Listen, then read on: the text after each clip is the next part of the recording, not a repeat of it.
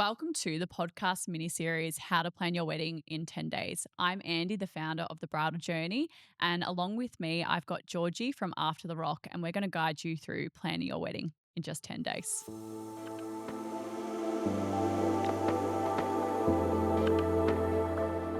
Today, we're exploring the essential vendors who will bring your wedding vision to life.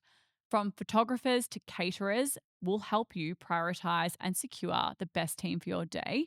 So, Georgie, this is a really big task in getting your team together for your wedding day. Where do couples even begin? So look, once you can't do anything until you've got your venue and you've got a date. So once you've got that, now is the time to secure your wedding day family, essentially, is like what we like to refer to them as. And you have to start with your priorities, obviously, like we spoke about. What are the most important things to you? So, for example, if top food and like top quality food and drink was one of your priorities, then if you're needing to hire an external caterer, we'd be going there first. So think of your priorities, but then next on the list is thinking about those vendors that can only do one wedding in a day. So, for example, a wedding photographer can only do one wedding in a day. Your glam team can only do one wedding in a day. Um, Entertainment and band probably can only do one dance floor in a day. So, you want to make sure that those people that book out quite quickly, that you're getting on top of that nice and early. Um, and even on the flip side, if there's a particular, for example, photographer that you really want to work with, I'd highly recommend that you book that ask for those photographers' availabilities whilst you're doing your venue, because you don't want to then be disappointed that you've booked the venue and now the photographer that you've been lusting over for the last 5 years can't actually do your date. So, we're kind of looking at a list in order. So, it's going venue slash photographer, perhaps anything else that's super important to you, particular vendors that you really, really want to lock in, Yeah, the move ones to you really next want and to ship lock in. away. And then the last things that you perhaps may leave might be just those little details like stationery or celebrant and kind of leave those Yeah. as you're filtering your way through, I guess. Yeah, look, as Um, a general rule, I would say that's the case. But then, for example, you might have an incredible calligrapher like Sam Pauletto, who you're like, I've been like gagging over his work for 5 years, and I really want to make sure that he's doing my calligraphy. yeah. He gets booked out, a year in advance. Like, so if there's particular priorities in that list of yours that you want to make sure that you lock in, then they're going to go up the list. But otherwise, just think this person can only do one wedding in a day. So I'm going to start locking those people in first. But yeah, photographers definitely almost book out like first. Like they're always the ones that when we're doing reach outs, it's very often that even with a year and a half with notice that we can't get the ones that we want sometimes.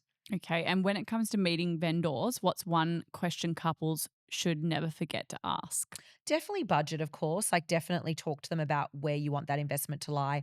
Understand the packages and actually what you're getting for that. So, really looking at like how many hours and what does that include, and what are the deliverables around that, and what actually am I getting for the money that I'm putting forward. You want to understand around their backup plans as well. Like, what happens if you can't be there on the day?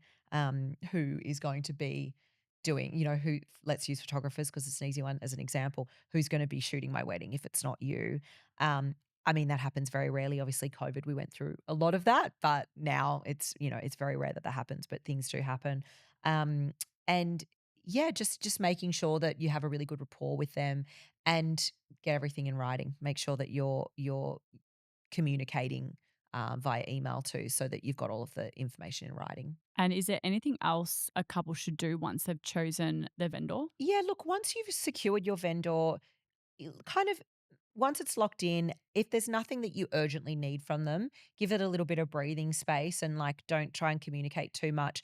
At the end of the day, they're all freelancers. So they've got many, many jobs on probably before your wedding that's in a year's time. So once you've locked in what you're wanting and the price point and you've agreed to that and you've locked it in, you're probably not going to need to pick up that conversation for a little while. And let's not overwhelm yourself too by thinking you've got to keep in constant contact with these people. So I would say like try and do emails that have a lot of information in them rather than lots of like short message emails to them to try and keep them engaged. And then I always recommend locking in, 3 weeks out from your wedding day, just one last little production meeting with them to make sure that you've got everything that you need. But yeah, I do think sort of lock them in, keep firing inspiration and things like that to them. And if there's any big major changes to what you've already discussed, or you've got your mood board sorted, so you want to share them with them, do all of that. But I just think, like maybe just make sure that you're connecting with them at a time that's going to be the most suitable for you to get the most out of their work.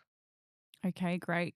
That is lots of advice. A big, huge task is securing your vendors. Huge. So, running through that, get your budget sheet out from our downloadable PDF in the show notes, because that's probably going to be the biggest thing, and finalizing those contracts.